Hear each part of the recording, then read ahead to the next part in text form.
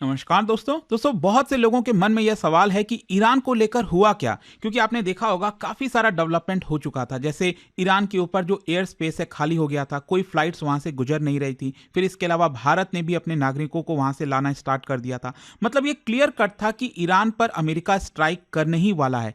तो उसके बाद कैसे ये चीजें रुक गई, हो क्या रहा है? देखिए, मैं आपको बता दूं, अब जो लेटेस्ट डेवलपमेंट हो रहा है उसमें यह पता चल रहा है कि एक बड़े अटैक की प्लानिंग हो रही है। अमेरिका कुछ दिनों के बाद एक बड़ा अटैक कर सकता है ईरान के ऊपर, क्योंकि मोसाद के जो चीफ हैं वो यूएस अभी रिसेंटली गए हुए थे।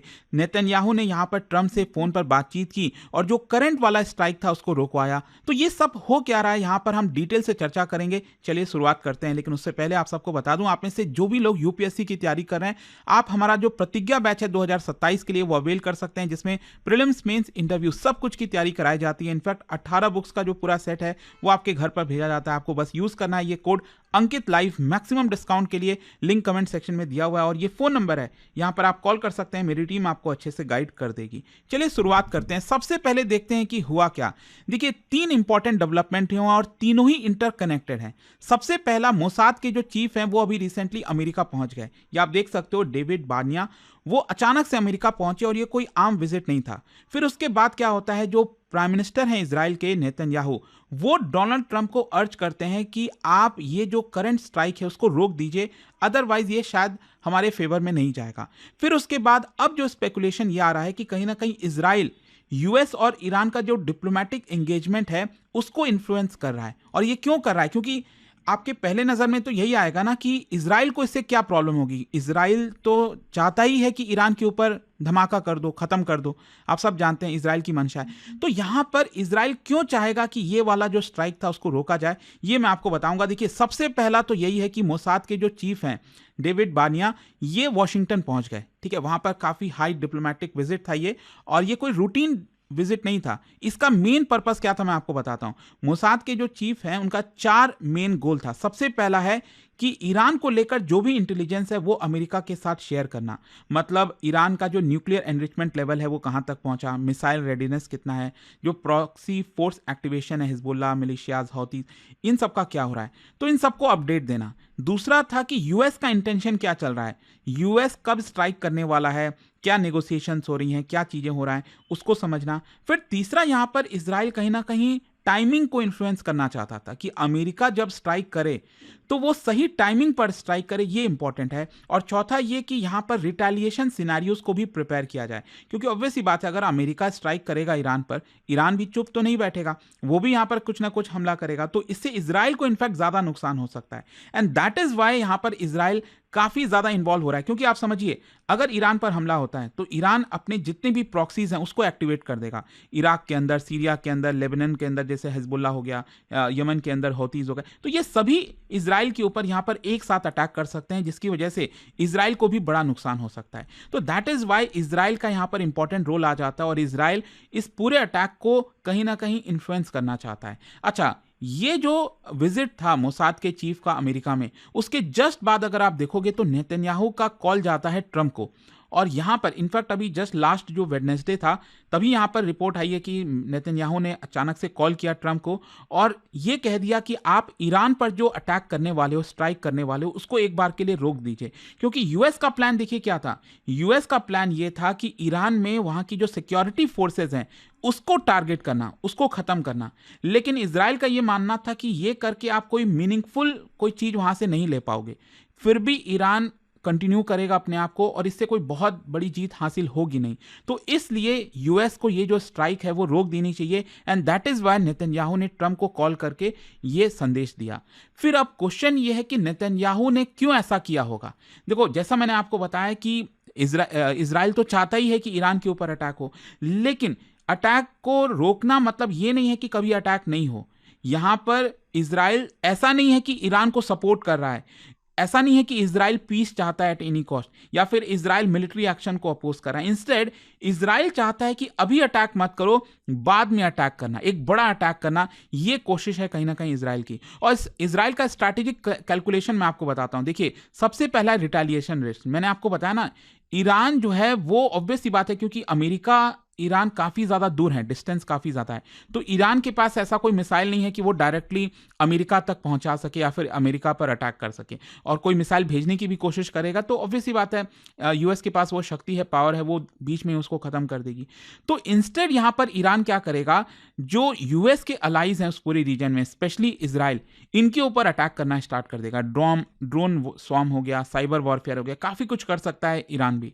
सो इजराइल चाहता है कि वो पहले से ही जितना ज़्यादा प्रिपेयर कर सके अपने आप को, वो कर ले। फिर इसका रीजनल डोमिनो इफेक्ट भी होगा, क्योंकि इसकी वजह से multi front war middle east में छिड़ सकती है।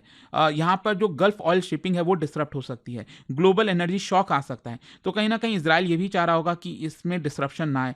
फिर ईरान में जो इंटरनल इंस्टेबिलिटी है, इसको भी समझिए, क्योंकि ईरान ऑलरेडी बहुत ज़्यादा प्रेशर से गुजर रहा है, इकोनॉमिक सैंक्शंस लगा हुआ है, डोमेस्टिक प्रोटेस्ट चल रहा है, लीडरशिप को लेकर लेजिटिमेसी का जो उसका इशू है वो चल रहा है।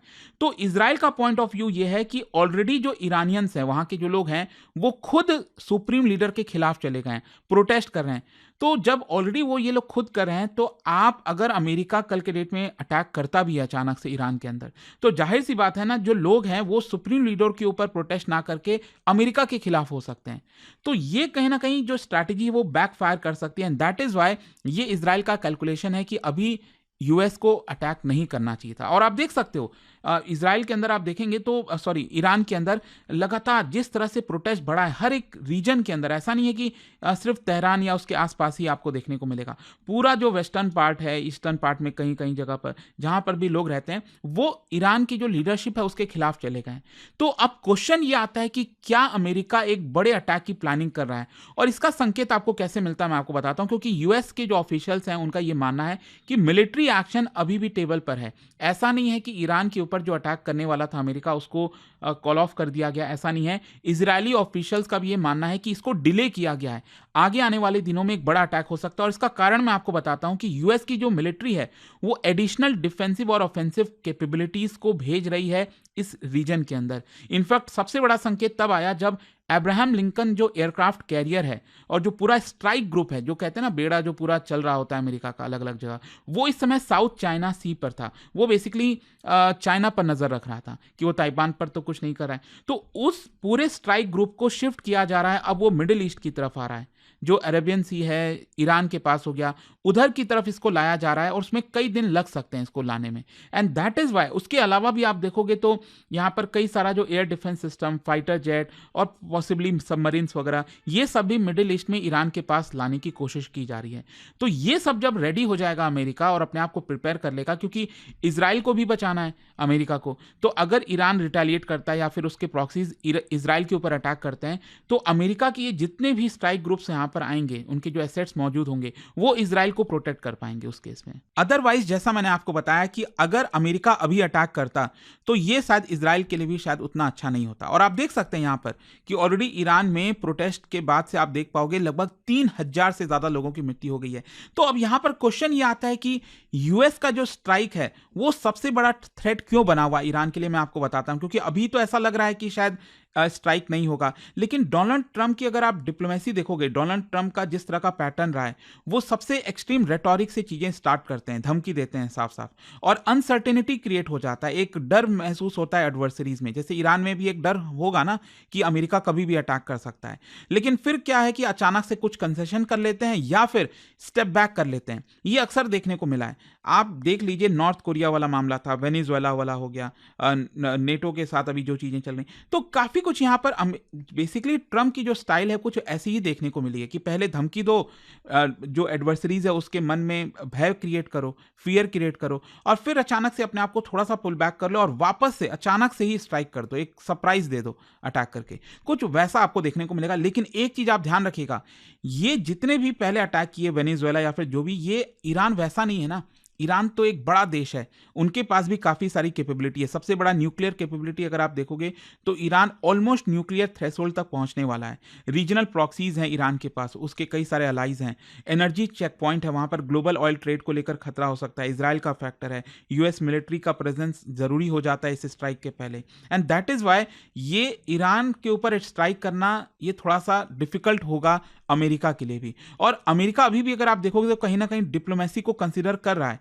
मतलब डिस्पाइट ट्रम्प कितना भी बोल दें, कुछ भी कर लें, यूएस को ये बात पता है कि अगर ईरान के साथ कोई वॉर होता है तो ये कोई छोटा मोटा नहीं होगा, ये बहुत बड़ा वॉर हो सकता है। और ईरान एसिमेट्रिक कैपेबिलिटी रखता है और ऑयल मार्केट अलाइज ये काफ़ी सफ़र कर सकते हैं। चाइना रशिया जो है इंस्टेबिलिटी को एक्सप्लॉइट कर सकते हैं। तो इसी की वजह से डिप्लोमेसी और प्रेशर ये दोनों अभी क्रिएट करने की कोशिश की जा रही है। और ट्रम्प का जो स्टाइल है उसमें लगातार आपको ये चीज़ देखने को मिलता है कि धमकी दो, प्रेशर अप्लाई करो, बैक चैनल के थ्रू बातचीत करो, मिलिट्री का ऑप्शन हमेशा रेडी रखो। तो यू नेवर नो कि आगे आने वाले कुछ दिनों में जब जो अमेरिका का स्ट्राइक ग्रुप है अब्राहम लिंकन, अगर वो साउथ चाइना सी से ईरान के पास जब पहुंचेगा तो यू नेवर नो, अचानक से एक बड़ा धमाका आपको देखने को मिल सकता है। And that is why I hope आप समझ गए होंगे कि जो ईरान को लेकर अभी चीजें चल रही थी वो अचानक से क्यों रुक गई हैं। और जाने से पहले दोस्तों आप सबके लिए एक इंटरेस्टिंग क्वेश्चन, क्या बता सकते हो 6th सेंचुरी में वो पहला फर्स्ट नोन एम्पायर कौन सा था जिसने ईरानियन प्लेट्यू को